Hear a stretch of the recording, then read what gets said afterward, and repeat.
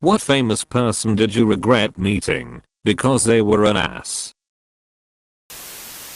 I've met lots of celebrities due to my job, and where I've worked, most are just normal people. One that does stand out to me though is Barbara Streisand. She was staying in a hotel I used to work at, and wanted a set of small steps leading up to her bed to be made, so her dog could get up there. She also wanted a fresh roll of turf brought every day for her dog to piss it on. On the flip side though, Britney Spears is an utter sweetheart who comes across like she just wants peace and to be left alone. She used to like having flowers delivered to her room so she could make displays, etc. They were pretty good. Barbara Streisand, she wanted a set of small steps leading up to her bed to be made so her dog could get up there. She's cloned that dog twice at $50,000 a time. No wonder she treats it like glass. It's worth more than most people's cars. No, I'm not kidding. I have nothing but sympathy for Britney Spears. She seems to have endured some shit in her life. That's sweet. She just enjoys arranging flowers, and no fuss for me, thanks. I wouldn't say disappointing as I never was eager to meet him, but Drake was just unprofessional and egotistical when I worked with him both times. This was before he got big first award show type level. He's told me to fuck off directly, and I watched his mom calm him down from a tantrum.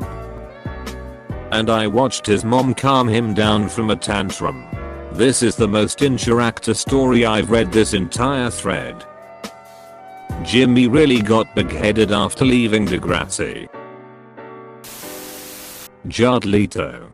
I worshipped him as a teenager, mainly from seeing him in Requiem for a Dream and My So-Called Life and his band. But he was the most pretentious and arrogant person in real life. Never meet your heroes. I've heard that so often.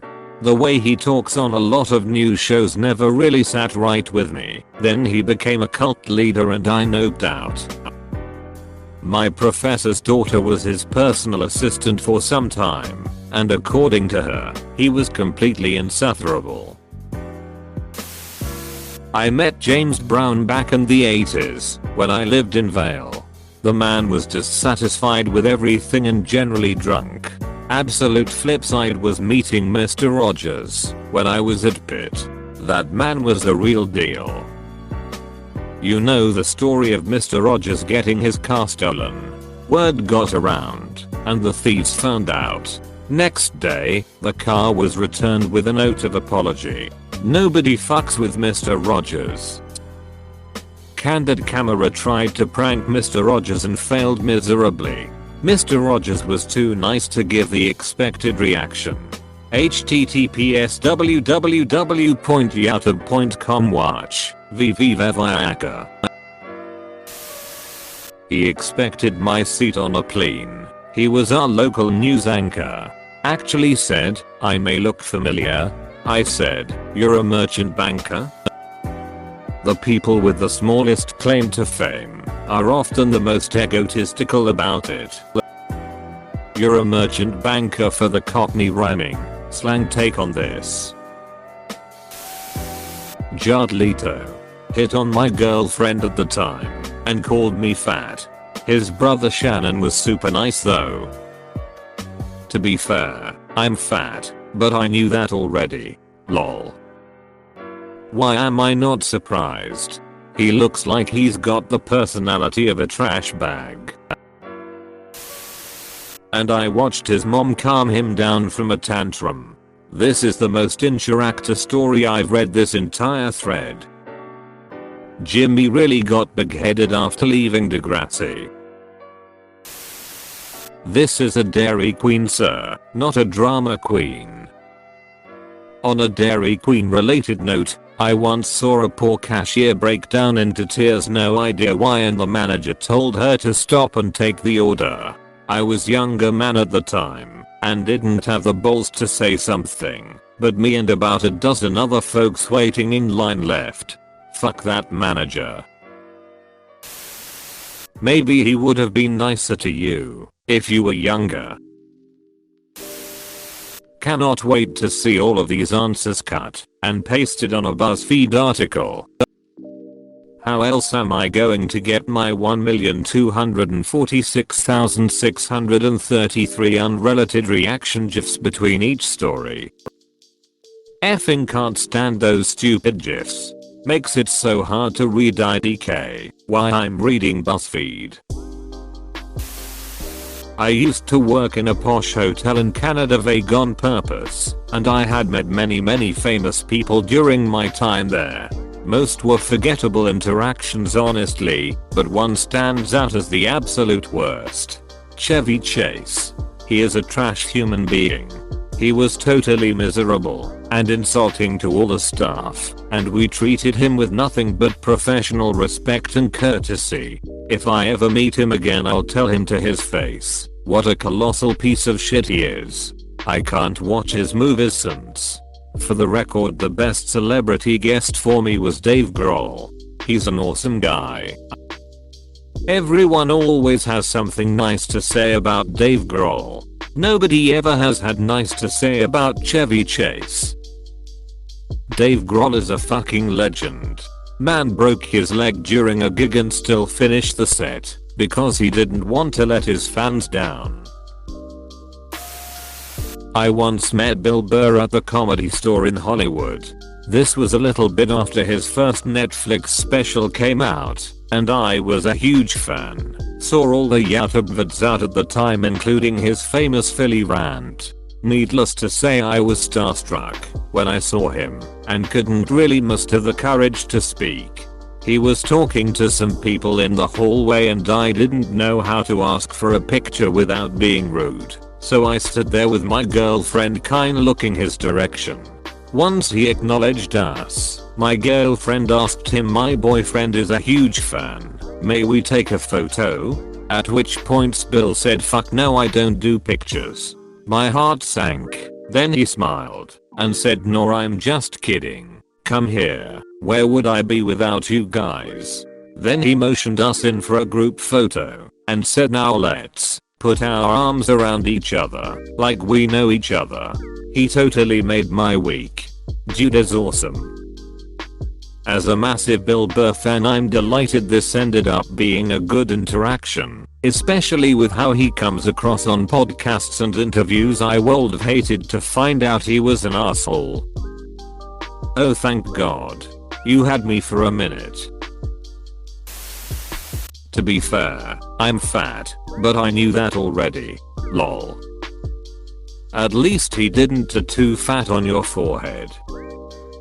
I got called fat by one of my icons once. I met Lemmy backstage at a gig when I was 16 and got him to sign my jeans. He said, "You've got legs like Ozzy Osbourne." I looked perplexed and he grinned and said fat and flabby, but it was said with warmth and clearly just a joke, and it was impossible to take offense. Eddie Clark told us later that he'd collapsed with exhaustion after the gig, so him taking the time to see the fans was impressive. Anywho, by a bizarre coincidence, I saw Motorhead again a couple of months later, and when I went backstage, Lemmy looked up, grinned, and said, "Hey Ozzy, how you doing?" in tones of utter friendship, and carried on our chat from where it had left off. I have nothing but sympathy for Britney Spears. She seems to have endured some shit in her life. That's sweet. She just enjoys arranging flowers and no fuss for me, thanks. Yep, I never understood the dickhead mentality about making fun of her mental illness and just breaking down.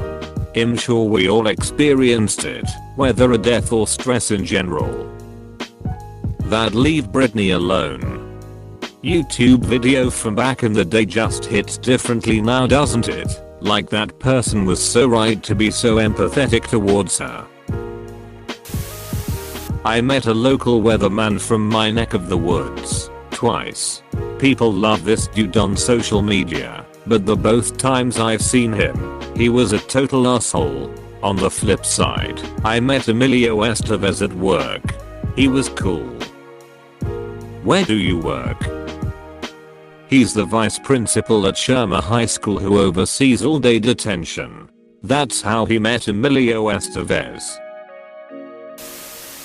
a famous soap opera star in my country. He came into the Dairy Queen I was working at. I didn't know who he was, and my coworker started hyperventilating and went to the back. The guy was rude, and when I handed him his Kona he said, "Is that all?" Like he expected extra, because he was famous. Yeah dude, if you order one scoop you get one scoop. Didn't find out he was famous until he left, and my coworker came back to the front. This is a Dairy Queen, sir, not a drama queen. On a Dairy Queen related note, I once saw a poor cashier break down into tears, no idea why, and the manager told her to stop and take the order. I was younger man at the time and didn't have the balls to say something, but me and about a dozen other folks waiting in line left. Fuck that manager. The people with the smallest claim to fame are often the most egotistical about it. My dad works at a luxury car dealership. The guy playing adult Simba in the touring cast of Lion King had an issue with his car that couldn't be fixed immediately. When told this he screamed at my dad, "Do you know who I am?" No dude, unless someone saw the show the night before and recognized your name, no one knows who you are. Reminds me of the father of my high school theater teacher that had a serious role in the show Prison Break. He talked down to high schooler actors and treated us like we were beneath him. Turns out, his serious role in Prison Break was playing an unnamed police officer that only spoke one line. Beyonce's dad jerked a waitstaff. Snoop and his dad were awesome, though. That, bar none, was and forever will be my favorite bartending gig. That doesn't surprise me about Beyonce's dad. Her fans know he's a dick, from treating her mom like shit to pretending he's the reason she's famous. AWW, I'd have loved to meet Papa Dog. I'm glad they were nice. Reggie Jackson. He was a childhood idol of mine. I got the opportunity to get a photo with him at some booth at a trade show called Internet World years ago during the .com boom. No one was in line to get pictures with him, so I walked up to get a photo while he was apparently trying to get the girls in the next booth over to sleep with him. He acted all bugged that I asked for a photo, even though that is what he was hired for, and rolled his eyes. I guess he thought I cock-blocked him by just showing up in line to get a picture. I tossed the picture in the trash once I got it. Later that day I got a bull signed by Steve Garvey, who was super nice. He replaced Reggie Jackson as my hero that night. Most interactions involving Reggie Jackson that I've read about have been negative. That said, my dad used to work as a mechanic, and I'm not sure if he worked on Reggie's car, but he got to speak with him for a short time. Said he was a nice enough guy. My mom was pregnant with me at the time, and he asked him if he could write an autograph for me, which he was happy to do. I still have it. Just on a regular cardstock piece of paper. It says "Redditing at work 5. Good luck, Mr. October." He also met Ricky Henderson a few times through the same place, and my dad loves Ricky Henderson. Says the Man of Steel is always cool and pleasant. I've got a couple signed cards from him. Ricky Henderson isn't human. What a cool dude.